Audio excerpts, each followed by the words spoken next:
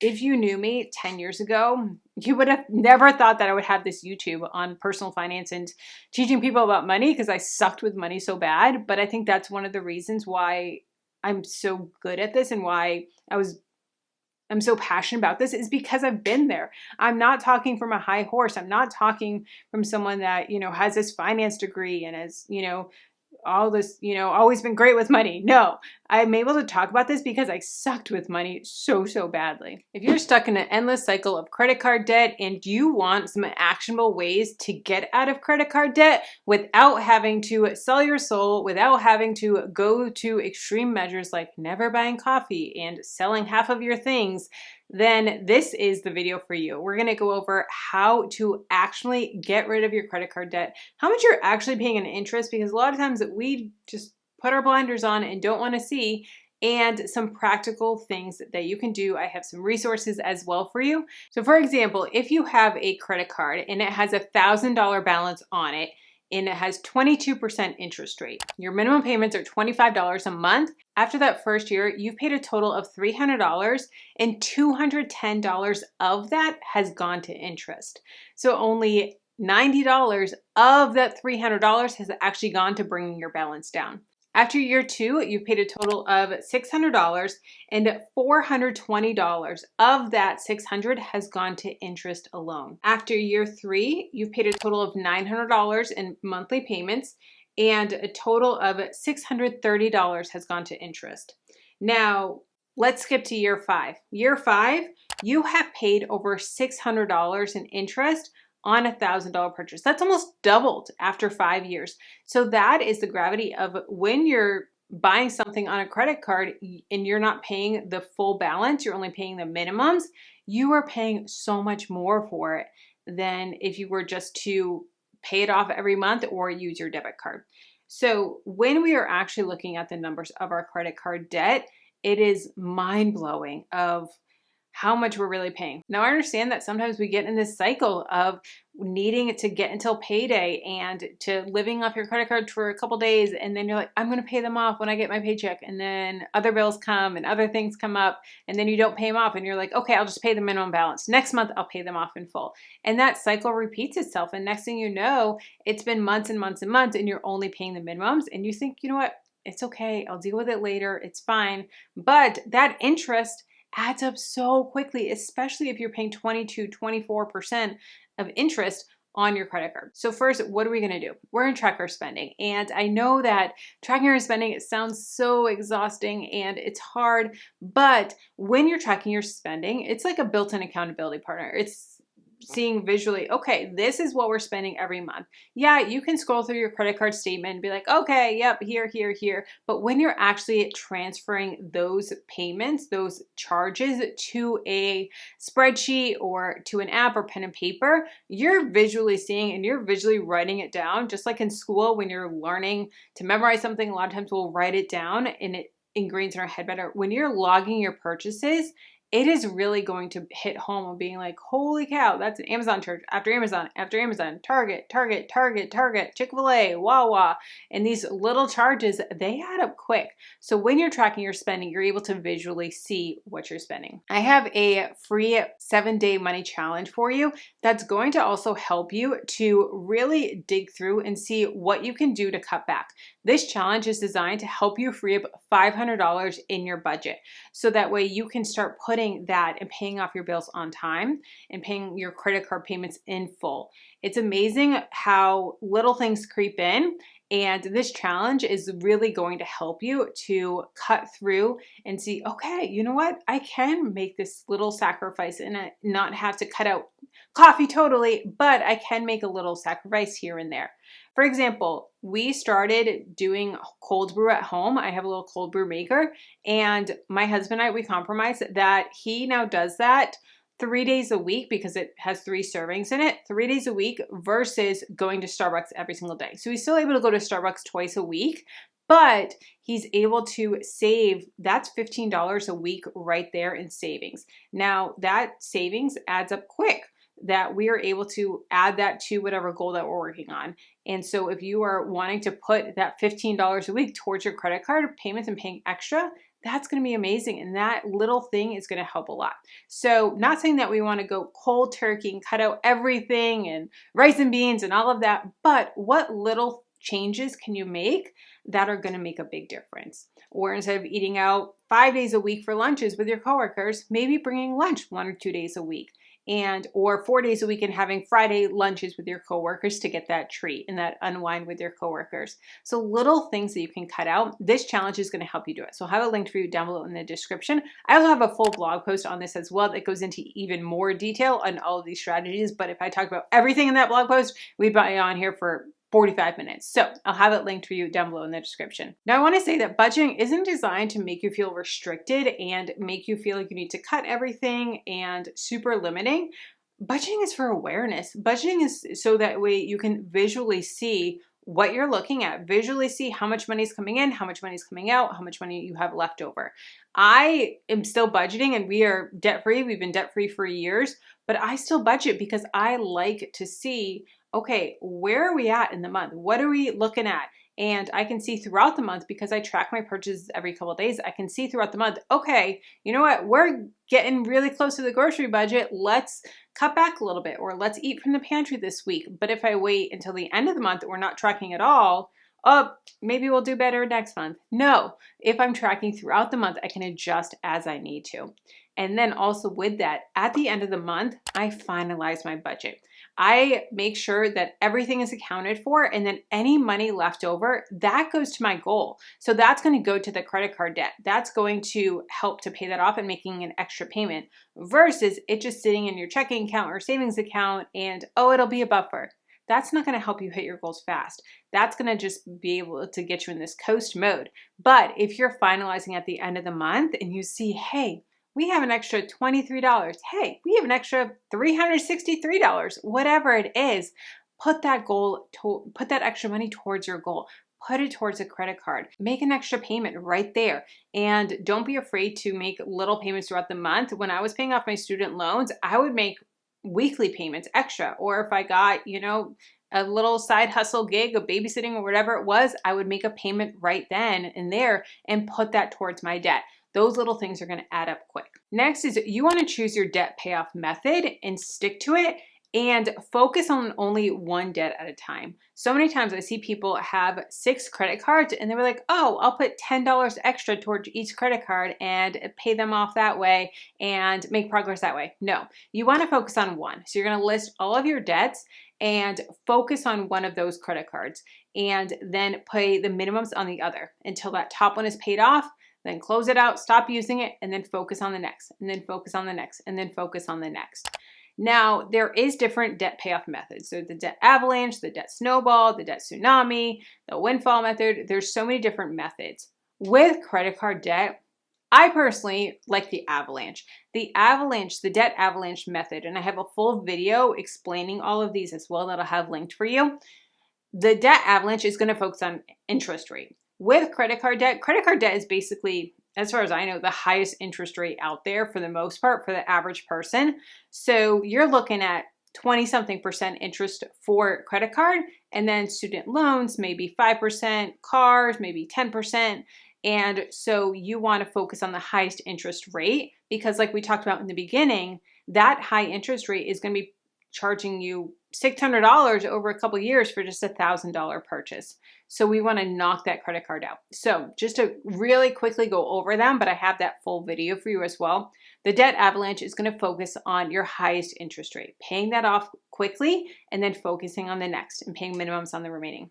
The debt snowball is going to be talking about the lowest balance. So that way you can make that fast progress. So say you have debts that are $100, $500, $1,000, $1,500, and $2,000.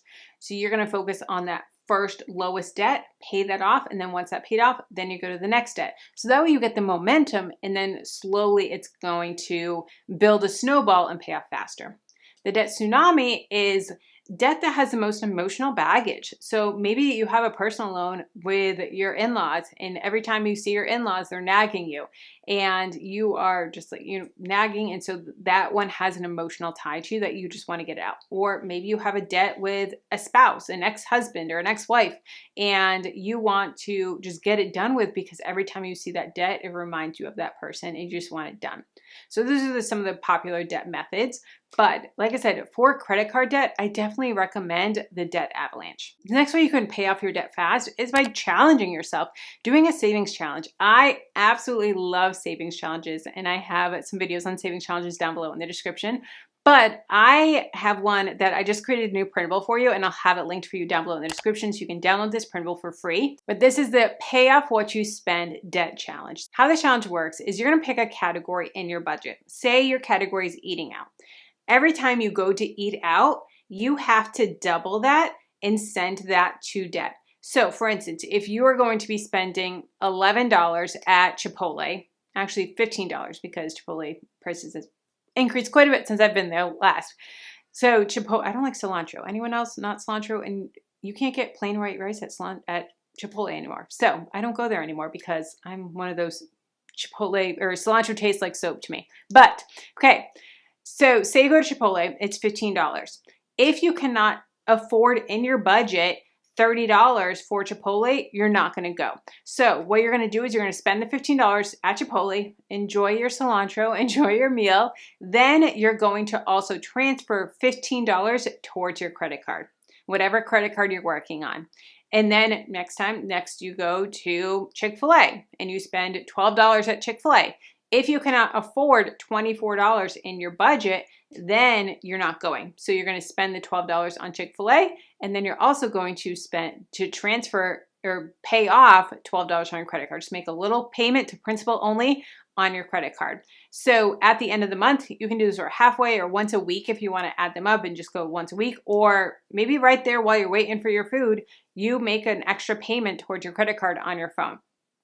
And so this way, it's going to really challenge you to either cut back on that category, or if you're not cutting back on that category, to be putting that extra towards your debt. So say you're spending $300 a month on food, typically, well, now you're spending $600, but $300 of that is going towards your credit card debt. So that is a great way to really challenge yourself. Now, like I said, I have a ton of other savings challenges as well. I also love the ones that I'll have some link down below or in the blog post of ones that you color in. So as you're paying off, you can visually color in and you can visually see your progress. And you're like, oh, I paid off some more debt. I can color in a little bit more. I paid off more debt. I can color in a little more. The visualization of that and the psychology behind it is so powerful. So challenges, savings challenges, debt challenges, they're really going to help you to motivate you, and the psychology of it is really going to help you to make more progress. Another way to pay off your debt fast is to redirect subscriptions. So I don't know about you, but I am so guilty of getting subscriptions and like streaming services and then not canceling them. So for instance, Peacock. We got Peacock so I can watch Love Island. And then next thing I know, 6 months later, I still have Peacock.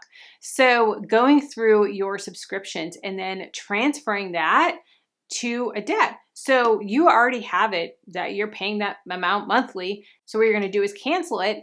And then that $20 a month, that $11 a month, that $7 a month, whatever it is, then you're going to be making that payment, that reoccurring payment to your credit card debt. And there's an app called Rocket Money, and Rocket Money is going to help you cancel your subscriptions. You can log in, link everything, and it's going to visually help you see what subscriptions you have. Sometimes there's subscriptions that you may not even know that you have, and it just has kind of been sliding under the cracks and just, whoops, I didn't even know I had that. Well, Rocket Money is going to show you all of your subscriptions and then also help you cancel them right there in the app. So you're not having to call all these people and fight with them and get, told all these deals and be like, you know what? Yeah, I guess we will keep it. Nope. You can do it all right through Rocket Money, which is so awesome. So anything that you cancel, put that money towards your credit card debt. Somebody was fussing, so we've got a new guest. Meet Luke. The next thing I want to say about credit cards is credit cards are not for emergencies. How many times have we heard, especially people new to college and just turned 18, go to college, get a credit card for an emergency? No, That is marketing. That is a marketing ploy that these credit card companies have. Having a credit card for emergencies is something that boils my blood, to be honest. And I may go on a little bit of a rant here, but just picture this. You have a true emergency. Something comes up and you have a car accident, something happens, whatever it may be, and you have an emergency. You have to put that on a credit card. So now two things are happening. First, you have to deal with the emergency at hand. And second, now you're going to have to pay 22% interest on that emergency, which is going to continue just to have more and more and more stress. So instead of having a credit card for an emergency, have an emergency fund. Even if it's a mini emergency fund. I personally think that your start emergency fund, or what you should work towards, is 1 month's worth of expenses. Just with this day and age, $1,000 a month or $1,000 for emergency funds, like some people suggest, doesn't cut it much anymore in this economy, but work towards 1 month's worth of expenses as an emergency fund.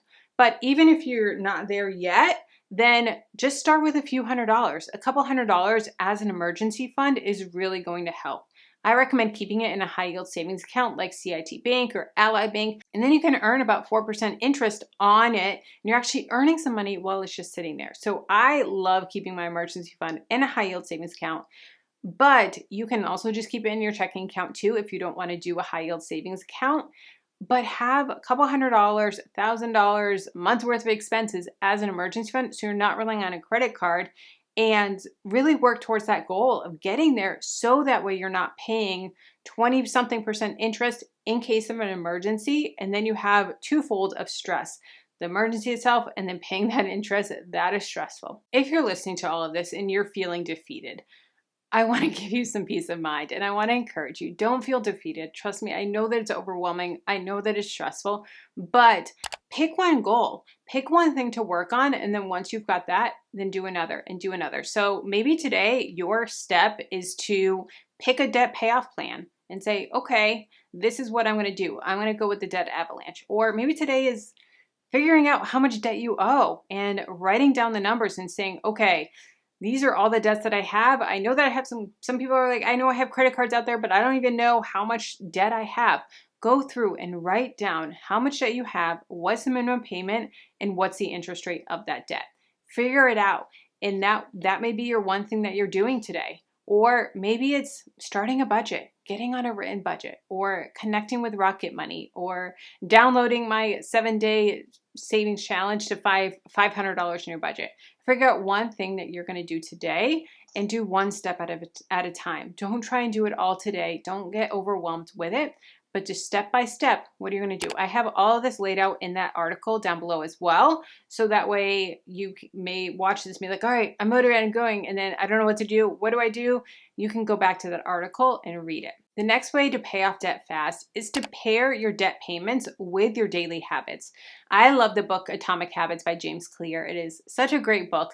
And in that book, he talks about habit stacking. So a habit that you're already doing and then a habit that you want to add, put them together. So for instance, say you want to start flossing your teeth better. Okay, a daily habit that you already have is brushing your teeth. So you're going to habit stack. So now when you have do your toothbrush and brush your teeth, you're also going to floss. Or maybe you want to start doing 20 squats. So every time you brush your teeth, you're going to do 20 squats. Or take your vitamins. When you see your toothbrush, you're going to have your vitamins right next to your toothbrush and you're going to do it that way.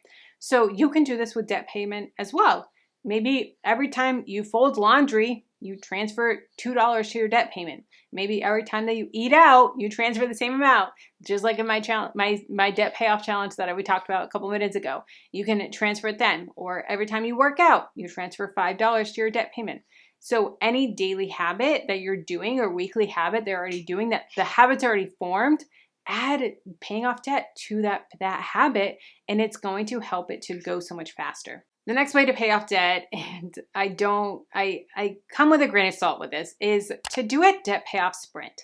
Now, like I said earlier, I'm not about cutting out coffee 100%. I'm not about going to these extremes, but I will say sometimes we need to do a little sprint. Sometimes we need to go hard for a month or 2 or 6 months or whatever it is, make all of these sacrifices so that way we can just get it done with. I personally did that with my debt. And then also with saving for a wedding and saving for my cash for my dream car and stuff. I did these super hardcore sprints where I wasn't eating out a lot. I was trying to side hustle as much as I could and do all this stuff. And I went really, really hard, paid off my debt, saved cash for my wedding and stuff. So that way I can not have it. So yes, it sucks in the sacrifice. It sucks for the short term, but the long term is so incredible. We don't have debt. The only debt that we have, my husband and I, is our mortgage. So we're able to have freedom to do really fun things and to not have the stress of debt anymore and not have the stress of living paycheck to paycheck anymore. Trust me, I've been there. My car's been repossessed. My student loan's in default. I've been through the trenches. And it sucked. It was scary. I didn't answer my phone because I was afraid it was a debt collector. I didn't answer my door because I was afraid it was a debt collector. And it was a really scary time and it sucked living in that. But because I sacrificed so hard for a period of time, now the freedom that we have is incredible. So I want to give you that hope that there is a way to turn it around. If you knew me 10 years ago, you would have never thought that I would have this YouTube on personal finance and teaching people about money because I sucked with money so bad. But I think that's one of the reasons why I'm so good at this and why I'm so passionate about this is because I've been there. I'm not talking from a high horse. I'm not talking from someone that, has this finance degree and has, all this, always been great with money. No, I'm able to talk about this because I sucked with money so badly. The next way to pay off credit card debt fast is to get a side hustle.